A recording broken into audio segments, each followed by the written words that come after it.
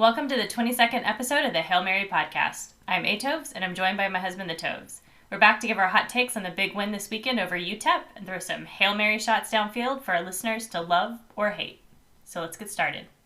The Roadrunners are 9-0 for the first time in program history. Let that sink in. The Roadrunners have won 9 games for the first time in program history and are one of the 4 remaining undefeated FBS teams. Coming off a bye week, jam-packed with distraction after distraction, playing a night game on national television against one of the best UTEP teams we've ever faced, this matchup was hyped to be a competitive game, but the Roadrunners had other ideas. On just the second play for the Roadrunners, Sincere McCormick broke off for a 75-yard touchdown run. UTSA would never look back, scoring on every possession until they went into victory formation. In addition to Sincere's touchdown, they added 2 touchdown receptions by Zachary Franklin, 2 touchdown runs from Frank Harris, and 3 field goals from Hunter Duplessis, including a career-long from 51 yards out. UTSA's defense played well but had momentary lapses, allowing UTEP to break a 32-yard run and a few long passes, but overall they never let UTEP's offense get into a rhythm. UTSA made their case showing why they should be ranked in the college football playoffs, beating UTEP 42-23. So overall, what were your thoughts on the game? Dominant, but a quiet dominance, I would say, on defense. We'll get into that a little bit more, but going back to my preview last week, I had talked about, well, first of all, the score was kind of close. I said 45-17. It ended up being 44-23. Only reason I bring that up is because it kind of felt good to actually be close in the score as opposed to be totally off, which I have been. But, I talked about UTEP being all smoke and mirrors. And it was. And it showed right away. As soon as the announcers hyped up UTEP's defense as, being the top rush defense in Conference USA, it felt like Sincere said, "What'd you say?" And then just ripped off that huge touchdown run. And I had said, look, UTSA is going to come out, jump out early, and they're just going to demoralize UTEP. And that's exactly what happened. So, it does feel good to at least have kind of, somewhat predicted that in a way. But, really, UTEP was who we thought they were. They weren't an overall talented team. They're good. But much like K-State and how we had talked about the whole K-State model and how it kept coming up between Traylor and even the announcers, they can't fall behind or else it makes it so difficult for them to really stay in the game. Mm-hmm. They depend on playing solid defense and then really kind of hoping on offense that they can make some plays. And that's really what it came to fruition. You had UTEP on offense really hoping they could make some plays against that UTSA defense. And it didn't pan out. The UTSA defensive line had something to say about that. We'll get into that a little bit. That UTEP defensive line was solid. Even though Sincere ripped off that huge run, they were solid. The thing was their linebackers and secondary, I said, were average, and they lived up to being average. Right. So, look, we can talk about how UTEP is this good team, but if you're that good of a team as it was hyped up to be, you're playing at home. So you defend your home field. And the UTEP that I had seen against previous teams is the UTEP team I saw out there against UTSA. And I we can keep saying that UTSA was dominant here, but I don't think it took very much from them to be dominant. Right. You can give some credit to the UTEP defense in that there were a number of plays that UTSA only got field goals instead of touchdowns on. But at the end of the day, we scored 44 points. So, our offense really was much superior compared to their defense. Yeah, and I don't think it diminishes UTEP's defense whatsoever. The thing is you have to remember that one of the things that's a strength of UTSA is that they execute, and then they execute at a high level. So, I said, look, it's going to take a special team to beat UTSA. That said, UTEP is not that special team, unfortunately. Right. They're having a good season, good for them. And hopefully, they get another win or two and, make sure that they lock into a bowl. But I just, overall, you can tell that there was a talent disparity. And you look at their history, too, between UTSA and UTEP, and it just felt like, I get that UTEP's better, but if you're going to say that UTEP improved by a mile or two from last year, then UTSA improved by like 6 to 7 miles. I mean, this growth that we've seen from UTSA and this exponential kind of bust out, they've got better coaching. Mm-hmm. They don't have the facilities that like UTEP has, but man, they have better coaching. They have just a lot of assets that are so much better, including players. And it just, to me, I've always wondered why this is called a rivalry. I mean, the first 4 games were 2-2, but after that, since 2017, UTEP hasn't really even gotten close to beating UTSA. They've had opportunities to really be a down UTSA team, and they just never could do it because they just, I would say, coaching and players are the big thing. And they just, their offense has just not really been consistent, and that's the problem, because you can't win a game just by having a good defense. So even though UTEP's defense has made great strides, you watched their quarterback, and he just didn't look comfortable. He was able to throw and make a couple of good passes, but overall he had very few completions, and he just didn't ever really look like he had the confidence to, really get them to a point where they were going to have a close game. Well, it kind of competitive game, right? It kind of goes back to this whole UTEP model. I mean, even before Dana Dimmel came on, UTEP can't find that quarterback. And I said before, the narrative is if you don't have your quarterback, it makes it so much more difficult to be successful as a football team. Look at UTSA; they finally found their quarterback and really solidified it with Frank Harris. It's not a secret that now they're, we're now 16-5 since the beginning of last season when Traylor took over. I mean, as much as you want to say that Jeff Traylor has brought a lot of things here, he solidified that quarterback position, and that's been key to running his offense and to making sure that this defense, has an opportunity to get off the field at times. So, I mean, if UTEP ever find that quarterback, they'd be good, but they routinely just keep finding guys that have big arms but no accuracy. Right. And again, how do you beat this UTSA defense? You're going to have to make some special throws. Bailey Zappi did that. Hardison is nowhere close to being Bailey Zappi. Let's talk a little bit about the crowd, because UTEP had a crowd of 31,658. That was their announced attendance. I mean, that is really incredible given what UTEP has been pulling in the last couple of years. And, it's even better than what we've been getting in the Alamo Dome. I mean, if you're in El Paso, wouldn't you want to go see a highly ranked CUSA team in UTSA? Right. Even more, you're going to want to try to believe that you can, pull the upset. When we all knew it just wasn't going to happen. But I think we're going to see some bigger crowds now for UTSA, mostly because, everybody wants to upset us, but really everybody wants to see this highly ranked team that has really started to get noticed nationally, I would say. Mm-hmm. There's a lot of people talking about UTSA, which is really cool. But hopefully El Paso, unfortunately, this is the last time you'll see UTSA for probably a while. Yeah, for a while, unless we go into some sort of out-of-conference matchups.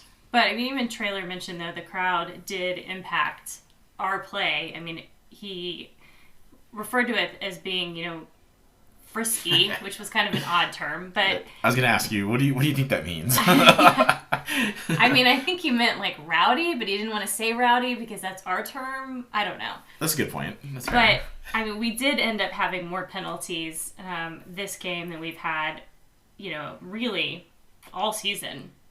We had 9 penalties for 85 yards. Some of those were, pre-snap penalties, which you can attribute to the crowd in some extent. And then some of it was just, our players getting emotional and responding to kind of the overall chippiness of the game. Yeah, and Traylor did bring that up, post-game. He said, that he got emotional, so did the players, and he doesn't want to get back to that because he's right. Like, it distracts you from the game, and before you know it, you're no longer focused. And there seemed to be a lot of jawing out there, which was odd coming from UTEP, since UTEP, again, was having problems really going toe-to-toe with UTSA. But it seemed like they were going to try to get into UTSA's head and try to really distract them from their goal. Unfortunately, they weren't able to do that. But we did get a few silly penalties. I mean, but, It is what it is. Like you're gonna have those games where that happens. Maybe the bye week had something to do with it, where like they just felt like they had a jaw at somebody else. Sure. I mean, normally they're jawing at each other, and it made it seem like that. Like Frank said that after, post game, he said that he really hates going up against like Rashad in the defense. So I'm sure those guys jaw at each other just naturally, just have some fun with each other internally. But not having a couple weeks before you finally get a jaw at somebody else, aside from hitting your friends or jawing at your friends. Or going after, Twitter, based on yeah, the college football playoff committee and that kind of thing. Yeah, I don't know. Look, I think we weren't there, so we don't really know, but certainly it did seem like it was a really good college football atmosphere, which is, as much as Traylor said it was frisky, that's the fun part about college football. You really don't know what's going to happen, and it's so cool. The Sun Bowl is sort of a historic place, so it's so cool to have seen so many people go. I would say, especially from the UTSA side. UTSA traveled really well here, which I think bodes well come bowl time, because I think bowl officials are starting to see that, look, not only is UTSA a really good football team, but their fans are clearly behind them and are willing to make these weekend trips. So they're going to get some ticket sales out of this.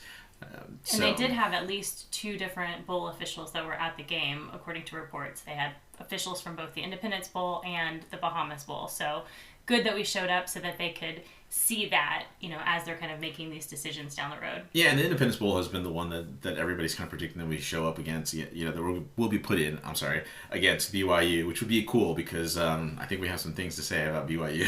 Right. So let's go and start just breaking down this game. But let's have a little fun first. Let's talk about special teams. And the reason I want to talk about special teams first is because I feel like there's really not much that we get to say about them from time to time. Like, for the most part, I say they, pretty much just go out there and do their job. But it was really cool to see Hunter, who I didn't think had that range, get that 51-yarder. You mentioned it in your recap that it was his career long. Mm-hmm. And, did you have any thoughts when you first saw that kick go up? Once I saw it, it looked good, but I was a little concerned when I first heard that they were taking a 51-yard because, Hunter hasn't really had very many opportunities to have a field goal that long, and so I think he missed one, that was close to that range previously, so I was a little concerned that we were taking it, but once I saw it, he just looked like he was on. He was obviously having a really good night. And again, it's the second longest field goal of UTSA history, in addition to just being his longest career field goal. So pretty cool that we were able to get that from Hunter this year. Yeah, and when he went out there, they kind of got a close-up. They usually get a close-up when they're trying to take a field goal, but he looked incredibly focused. And I think it just, to me, and maybe I'm just making too much of this, but to me it just seemed like that shot was what this team is about. There's a focus on, this is what I got to do. I can do this. Coaches believe in me, and I'm going to get it done. And it sounds a little hokey, but I think it said everything in just one shot there. So now that we're going to pivot from Hunter a little bit, I just want to ask you this, do you think Lucas Dean is the most talented player that's not getting much playing time? Probably. I mean, he did get to punt this game, but then it was called back. So officially there is no punt this game. But we know that he's so talented, but it is really nice that we don't have to rely on him anymore because, last year Traylor referred to him as a weapon, but it's a weapon that we shouldn't need if we're executing, and that's what we've seen this season. So it's great to have him if we need him, and maybe down the road when we play in the championship or we play a bowl game, maybe we'll need that. We'll need them to, pin somebody down in the deep in their torture. Yeah. But it's nice that we don't have to worry about that right now. Yeah, and the only reason I wanted to bring it up is because I just feel like his only action now has just been holding for Hunter. Right. Like that's it. Like, it's either extra points or here comes a field goal, and this is the only action he's getting. So it'd be interesting, I guess, to kind of see what's going through his mind. Like, am I going to get a chance to kick, or it's just giving my hands this game where I'm just holding for Hunter. Honestly, we're having a little fun with this, but Um, I'm sure he's doing his part for the team. And, just wanted to take a little bit of time just to talk about the two of them because we really don't ever get a chance to have a little more extended time with them. So let's talk about the offense. Sincere has that huge play. He seemed kind of quiet after that, but it was just kind of a typical Sincere game where he rips off a big run, and you finally got to see a big run from him. You've seen the teases over the last few games or whatever, but you haven't seen that huge run. And usually, what would kind of I'd say snowball into some more I'd say some other bigger runs. But again, he seemed quiet, but for the most part, I mean, he did what he usually does. Although I did find it interesting that Traylor was talking about the fact that he kept having problems with his shoe at the in the post game, because again, like there was that one play where he went down and he was kind of like grabbing his leg, and from the TV angle you couldn't quite tell what was going on, and at first I was like, oh no, I hope something's not wrong with Sincere, and you were like, oh no, it's Leroy Watson over there with him. Like if something was wrong, he would have signaled already, it's fine. And then you could tell later on when they moved the camera a little bit over that he was just trying to put his shoe back on. Yeah, but what I mean, that's the thing. Leroy is a pretty kind of intelligent guy, so I would imagine, and that's why I didn't really worry about it too much, that if he knew something was wrong, he would have signaled. Like that's just what he would do. And as a leader of the team, I don't think that we would fault him for not just throwing up his hands and like motioning somebody over quickly if it was something big. But I thought it was funny that Traylor did say that Sincere has more problems with his shoes than any other kid he's coached. Like I remember that he's had some problems in the dome, and some of us have wondered like why, like what is his deal? Like why can't he get his shoes straight? But maybe he finally got them. Maybe it was the 75-yarder that really caused him problems. I don't know. But it was bizarre that... Whenever he finds the right shoe, though, they need to give him an NIL deal. Like, because once he gets that shoe right... That's a good point. He's going to rip off a couple of long runs, whatever. Like, he can just, kind of tie it back to the shoe. It could be a big moneymaker for him. You could see it. I can see it right now. It's like, I used to have problems with my shoes, but now that I got blank... I'm running for 200 yards a game. Like, that's a good point. Hey, Josh Cephas was really quiet. So was JT Clark. But when they did get those opportunities, you again just saw how much better they are than UTEP, especially their secondary. Yeah, I mean, at the end of the day, I think we ended up having, 8 receivers that caught balls during the game. So, again, while Zakari's the one that scored quite a bit, so, he's going to get a lot of discussion around him this game. Harris threw to 8 different receivers this game, not just Zakari over and over again. And counter that with UTEP. UTEP has Jacob Cowing, who is as good as these 3 receivers. But he's the only guy, so he's got to be the one making the plays. Mm-hmm. And yet here you have UTSA and why they're so good, and they have essentially 3 Jacob Cowings. And it's not really fair because you've got 3 guys that can make plays, and one guy can have 2 catches for the night, but then you have like Zakari having 10, and you're like, okay, well tonight it was Zakari. It's maybe next game it's going to be JT that goes off again. Right. It's crazy and crazy talented how this how much this offense is. I will say that the offensive line, I think they really held UTEP's DL at bay. They struggled a little bit after that big run, and it just seemed like UTEP was able to kind of start controlling that line of scrimmage. Mm-hmm. But I felt like the UTSA's offensive line never allowed UTEP to fully control it. Like they won a few battles, so to speak, but they won the overall game with the fact that they didn't allow UTEP to push them around. Right.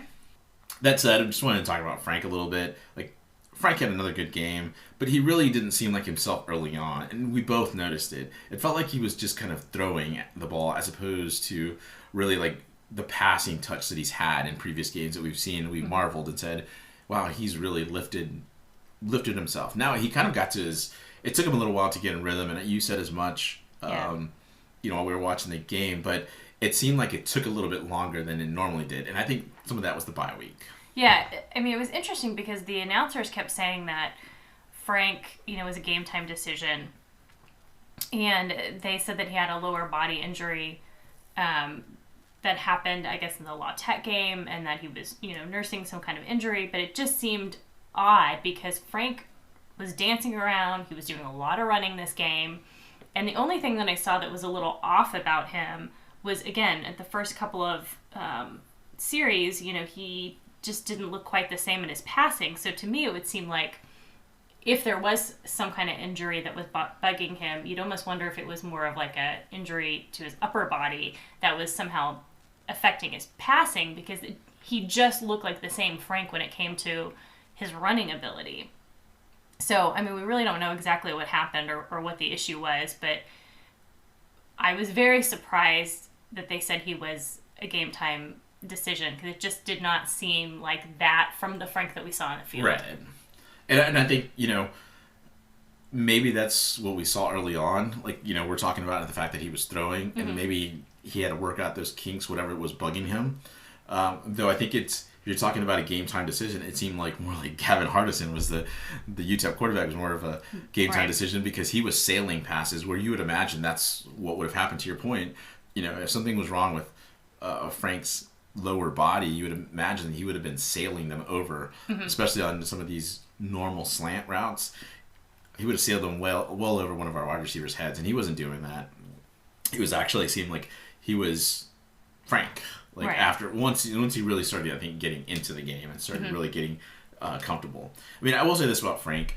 He doesn't like wow you with his tools. Like, we've talked about, he's not the greatest arm. He's not the fastest dude, but the more I kind of thought about it, and, what is this fascination with Frank that, I think UTSA fans have, I think it mimics what the Cowboys fans have with Dak Prescott. Like, neither one of them really wow you with their overall tools, but they both play, they're just intelligent. They've got great leadership skills. We've talked about Frank's leadership skills before, especially last year in the BYU game when Rashad Wisdom got kicked out and started kind of going off, and the first person that went and grabbed him and started talking to him was Frank. Frank had got knocked out of the game, but there he was, grabbing his teammate and talking to him and really, putting some sense into him. But I think the other thing, and one thing I really noticed post-game, was just how Frank is at the mic. And it's much like Dak. There's a maturity to him, but there's also just this honesty when he talks to people and answers questions that I think just wins people over. So maybe people don't see that, but I think that's what makes him kind of ultra special. I did appreciate his honesty when it came to his ability to slide. Because yes, I was going to bring that up. You see Frank when he makes these run plays, and he doesn't know how to slide, and so it just kind of makes you nervous the way that he sort of ends his runs.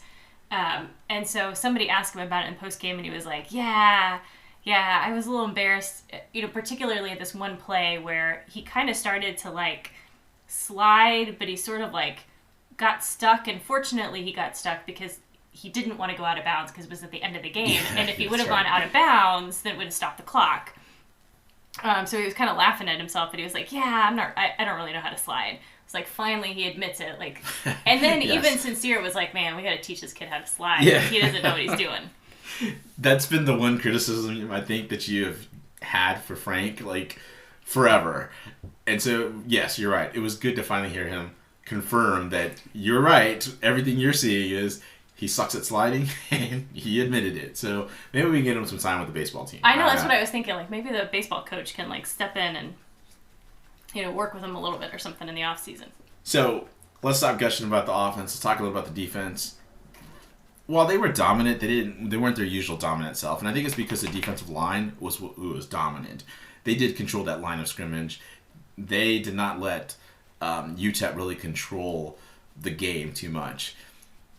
However, I think the reason that the defense really gets kind of overlooked in this game is because the linebackers in the secondary were very quiet.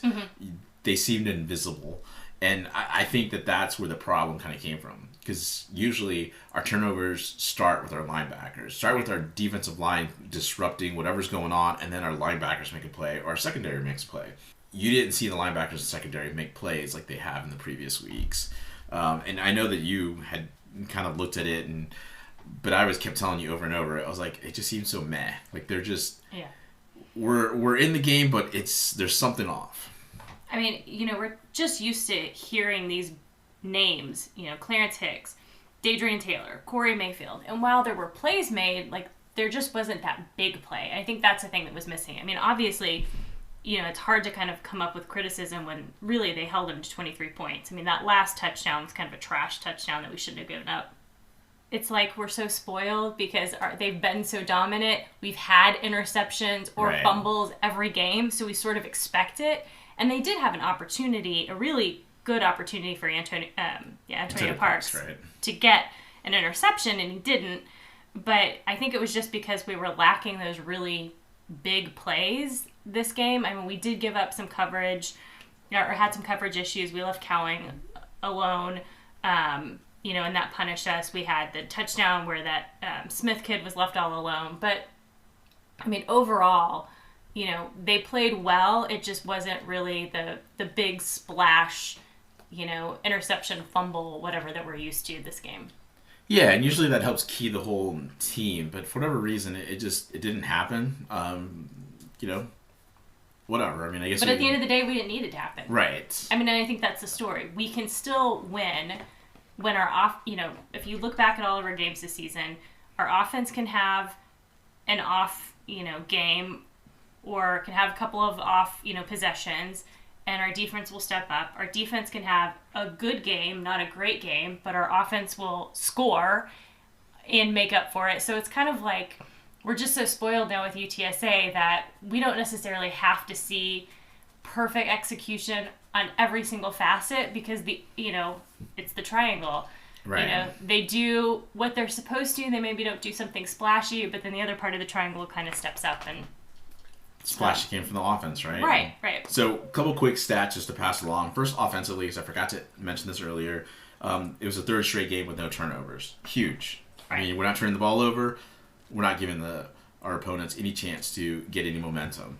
On the defensive side, you talked about how Hardison really didn't complete many passes. He was held to 13 for 30 passing, which is a 43% completion rate. I told you he's a scatter-arm quarterback, and much of the time you saw the defense. Really, it really came down to the fact that he couldn't make those plays. There were opportunities. He was sailing them. Even the announcer said as much during the game. And then this is seven straight games with a sack. Like this one was I think it was just like one sack for like 0 yards. But still, you still got a sack on Hardison. And I got to tell you, like we started the season with no sacks, and we were wondering, wow, we've got this really good defense, but it's not creating any sacks. But we're creating havoc for the other team. Mm-hmm. Now all of a sudden, 7 straight games of at least one sack. Some great stats here. Any final thoughts? No, I think we covered everything. So what did we learn from the game? I think there's really only 2 things that we learned. First of all, this is on me, but Jacob Cowing is the real deal at wide receiver for UTEP. I kind of just compared him to Smoke Harris, but just a more talented Smoke Harris, but it's clear to see just exactly how dominant he can be. I mean, you saw UTEP trying to get the ball to him, but especially with the UTSA team, when they went into zone coverage, and you mentioned it, he punished UTSA when they went into zone coverage. The thing is, like, I think if we had matched up a little bit more one-on-one, I think we still had a little bit of problems matching up to him one-on-one because Woolen was out. I really feel like there's a reason why he was seen as the top receiver in CUSA preseason.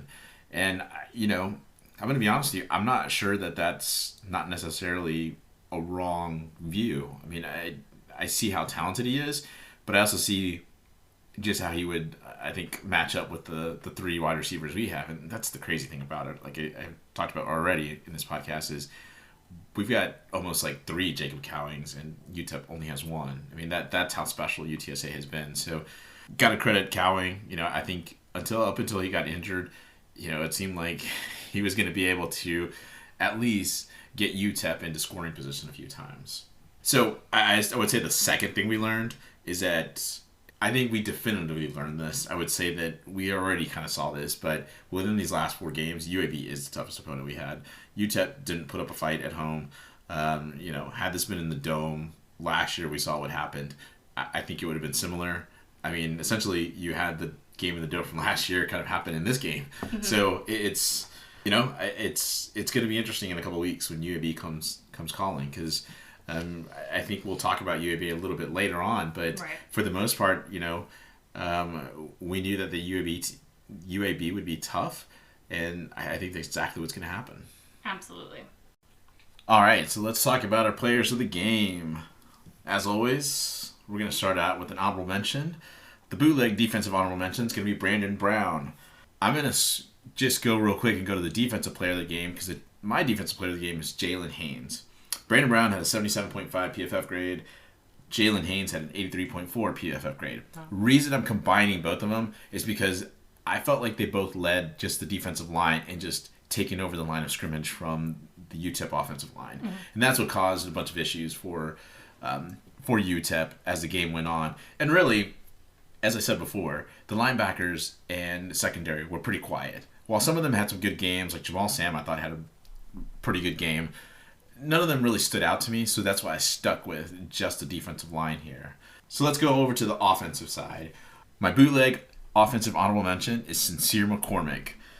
He had an 85.6 PFF grade. Look, I get that he had that big run, but he was pretty quiet after that. So I think the biggest takeaway from Sincere, though, this weekend was, and Traylor even mentioned this, he looked better than he has in the last, I would say, couple months.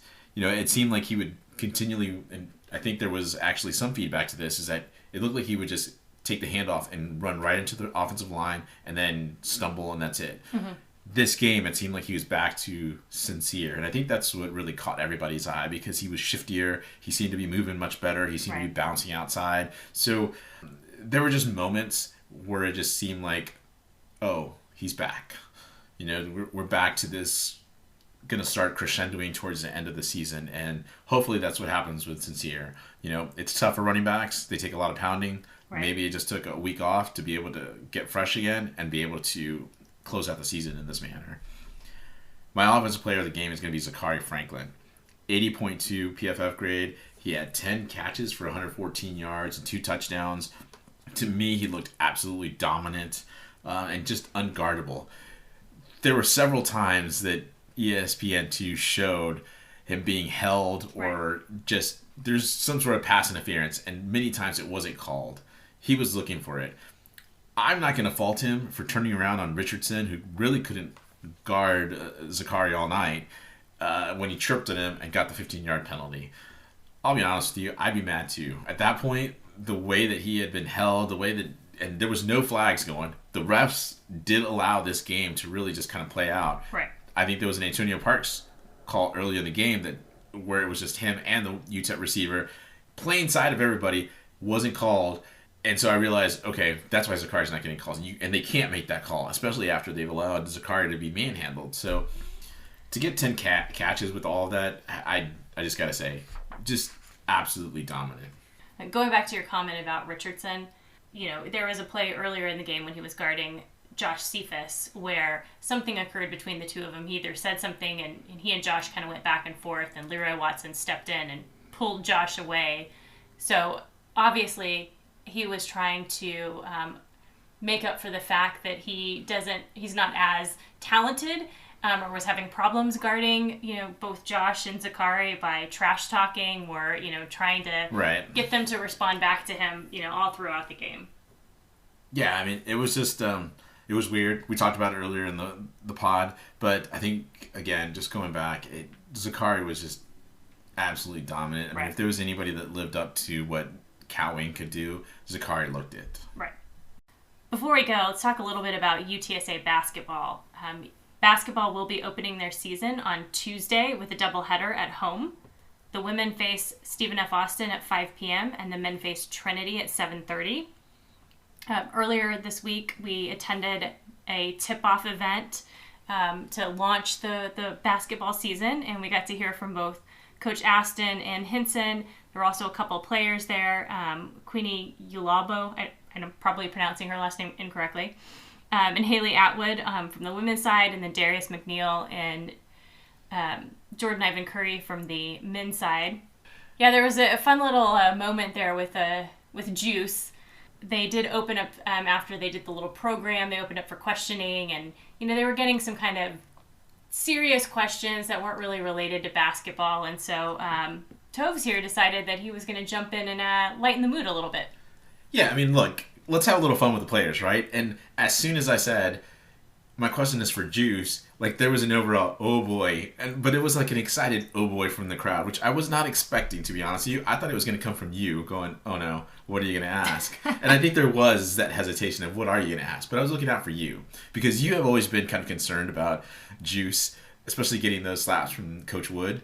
Those intro kind of them walking out to the court and he like pumps up the players by kind of smacking them on the chest. Yeah, and Juice just never looks like he's into it. Like no, he braces himself. He's like wincing, and just definitely not having a good time. So my question didn't really go as planned because I wanted to include, Queen and Haley in there for them to like step in, or if he needed us as fans to step in.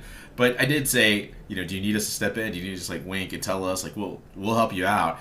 And the crowd was like laughing overall. They thought it was a great question. Coach Henson came up to me afterwards and said that was a great question. And I think really what I wanted is I wanted to see the personality. Too often we see them so serious. They have to like, either they're on a football field or they're on the basketball court and they're focused on what they got to do. And so it was just a fun moment to have between essentially a fan and, a player. And we did learn that he is not a fan. No, we did. He is not a fan of the pregame ritual. He said it publicly, and then we got to talk to him privately, and yes, he's got a different intro to it, which I think is great. So Coach Wood, maybe consider just listening to Juice on this.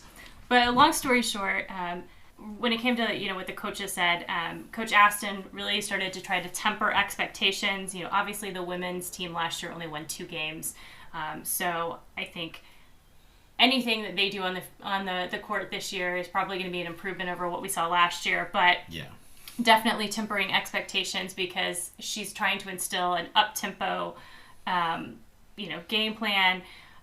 She doesn't have a lot of players who have had substantial D1 playing time, so I think we're going to see great things from this team. It's definitely a rebuilding year, so don't expect it to be maybe quite as quick of a rebuild as we've seen on the football side. But we're definitely seeing and hearing great things from that team. And so I expect that, maybe we aren't going to see a lot of that in the first game because SFA is actually very good. But I do think over the course of the season, we're going to see, the women's game elevate substantially. And I think Coach Aston's is a great coach, and I think just bringing her on has been a boon for UTSA. I think the thing is that, as you said, there's not many players with D1 experience, and as she continues to recruit and try to instill her culture, her mindset, she'll find those players. Yeah, absolutely. And then on the men's side, Henson really talked about how they're looking to move past the days with Javon and Keaton and really trying to play more defense and then also spread the ball around. So I think, really as we look at the men's side, instead of having 1 or 2 scorers, you're probably going to see multiple scorers as they really start to establish an offense without Keaton and Javon. Yeah, and I think it'll be interesting to see, just who becomes the guy at the end of the game, right? Like, there hasn't been a question in the last couple of last 2 or 3 seasons, I would say. But this season, there is that question. Mm-hmm.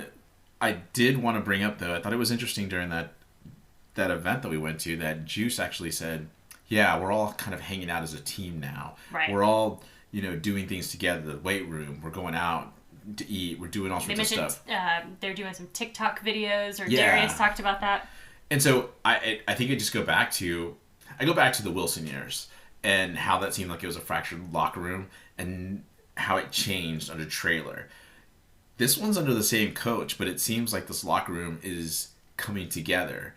I'm not trying to insinuate anything about Javon and Keaton, but it's interesting how this team is coming together and maybe just realizing that without the 2 of them, there's going to have to be a better camaraderie than there has been before. So just something to think about. It was an interesting comment and, Yeah, we'll look to see how it plays out on the court. Absolutely. Moving on to Conference USA, talked a little bit about UAB already. They did beat La Tech 52-38. They looked better this past game against La Tech than they did against Rice, clearly. However, this is not necessarily the same stout UAB that we're used to facing in the past. It's going to be interesting to see how that plays out when they get to San Antonio in the Alamo Dome. However, this next week they're being tested by playing Marshall at home. Marshall is at home in West Virginia. Marshall's opening is a 4-point favorite. They're really looking to extend their 4-game winning streak, so it'll be interesting to see how UAB responds to that. It's coming down to UAB being the only team standing in the way of UTSA getting to that conference game. So again, look to see how they perform against Marshall. I would just add something that from what we've seen so far from UAB, their quarterback position seems a little out of whack, and I think that's part of the problem. The other thing being injuries. We kind of talked about it a couple weeks ago when they lost to Rice, but it should be interesting to see this Marshall game because I didn't see what time it was at, so I'm hoping to be able to catch it and see what we can learn from UAB, especially since Marshall is one of the top teams in the East. So I think if UAB is able to hang with them, this should get really interesting in San Antonio. And then, of course, the big news coming out of Conference USA this week was that it appears they are going to survive conference realignment. They announced that they extended bids to New Mexico State, Liberty, Jacksonville State, and Sam Houston State to join the league, likely in 2023. If Western Kentucky and Middle Tennessee leave as reported, they'll still have to add one more team. So there'll be some other change coming up in the future. The other interesting note was that in the press conference, Sam Houston State said that they thought it would be unlikely that the WAC would be able to make the leap a few years down the road as planned up to FBS because of some rule changes or something that they saw coming from the NCAA, kind of trying to step in and block that. So that was kind of an interesting thing. Not exactly sure how that's going to play out, but obviously the WAC had planned, a few years down the line to join FBS. So we'll have to keep our eye on that. You talked about it getting watered down. We've discussed it a little bit on the pod. So, it's not surprising that teams are trying to look ahead and probably trying to join FBS ahead of time in order to stay there. But I think some big changes might be coming, and it'll be interesting just to see how things play out. All right, well, let's get into our Southern Miss preview for next week. All right. Southern Miss is terrible. It's just as simple as that. I've watched a couple of Southern Miss games, and I regret it. I watched the North Texas game. North Texas isn't very good themselves, but at the very least, they were able to come back on Southern Miss in Hattiesburg. Southern Miss has talked a lot of trash on Twitter about, leaving Conference USA. They've talked a lot of trash about the teams that have left that go to AAC. And while there's more sports than just football, I find it hard that you're going to talk a lot of trash when your team is so bad and you're not showing up to see them. I mean, many of their things are that, well, all these Sunbelt teams have great crowds. There wasn't very many Southern Miss people out at Hattiesburg this past weekend. It seemed like there was more North Texas people. So, look, like I said, they're a bad team. They just don't seem like they have a direction. Mm-hmm. We talked about it a few times on this pod about how we thought that Will Hall, coming from Tulane as their offensive coordinator last year, thought that they would turn the corner because they had that instability last year, and we, again, we've talked about that as well. So here you get this, bright coach, and you think, oh, he's going to turn it around. He's been much more of a clown than he has been a coach, and if you want any sort of evidence of that, just Google Will Hall and some of the awful quotes that he's had this year, because he's had plenty. That said, because they don't have much of a direction, it's easy to see just why this team is so bad. Look, on offense, they average 13.7 points per game. That's 130 out of 130 nationally. Bottom. I mean, unfortunately, they're ruining UTSA's strength of schedule here, but it's a conference game. Nothing you can do about it. Counter that with UTSA on offense. They put up 39.9 per game, and they're ninth nationally. So already you see this huge gap right there happening. Look, they're led by their quarterback, Jake Lang, and he's not very good. He's got 57.7 completion percentage. He's thrown 5 touchdowns, 6 interceptions. His PFF grade is 40.5, which is poor.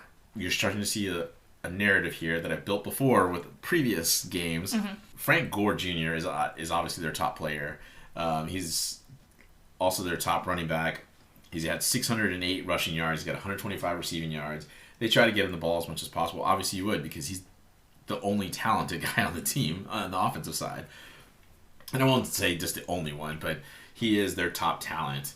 He's got a 74 PFF grade, which puts him at above average. I mean, if you watch Southern Miss play, you can tell that Frank Gore Jr. is head and shoulders above. Here's the problem for them. I'm going to mention it now. How do you keep Frank Gore Jr. in Hattiesburg? Because, with the transfer portal and with how bad the Southern Miss team is, I don't know how much I would also add that Will Hall's a clown.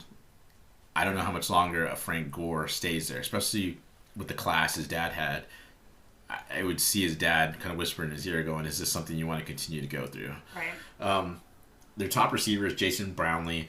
He's got 33 catches, 427 yards for the season, 69.9 PFF, which is average, but he's on the cusp of being above average. Watching him play, it's like watching a guy that maybe barely makes it onto the UTSA squad. But, you got to be careful with some of these guys because they can always make plays, especially if the offensive system is directed around them. So he can make a play or two, something to watch out for. But here's the kicker to all this. While Jake Lang is not a very good quarterback, some of that is because their offensive line is just awful. PFF-wise, they don't have anybody rated very highly. They're all poor. You watch them play, and I got to tell you, they just get pushed around so much. It's been, to me, a surprise that Frank Gore has as many rushing yards as he does. Yeah, it'll be interesting to see what our defensive line can do with that O-line. I don't even... I mean, it's hard just... I know we want to preview it now, but it's hard just talking about it because it just feels like a Rice-Lamar type game. Mm-hmm. More on that in a second. Let's go to the defensive side. They allow 30.2 points per game, 96 out of 130. You see what's going on here, right? Compare that to 19.2 and 22nd nationally for UTSA. You see this big gap on both sides of the ball. Their DL is their strength, but they're not that talented. I mean, they've got this guy, Deshaun Crawford, who's missed a couple games, but he's their best D lineman, and I think he's okay. I wouldn't say that he stands out at all. So you see the problems now. Problems on that D line, even though that's their strength. Their linebackers are average. They're led by Hayes Maples. Their secondary is average. They're led by cornerback Natrone Brooks, who I imagine is going to be on Zakari the entire time. And Malik Shorts, who I think is going to be the one that's going to have to help try to slow down Sincere McCormick. This defense just isn't very good. They're not really helped out by an offense that can't score, can't move the ball effectively.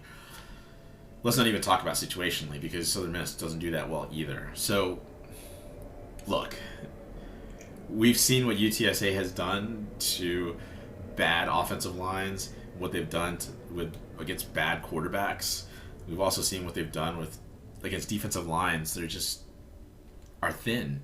Look, I'm just going to put it just out there like this. It's way too early, but right now, with the line, at the last time I saw it opened up at 28 points, and I think now it's ballooning to 33.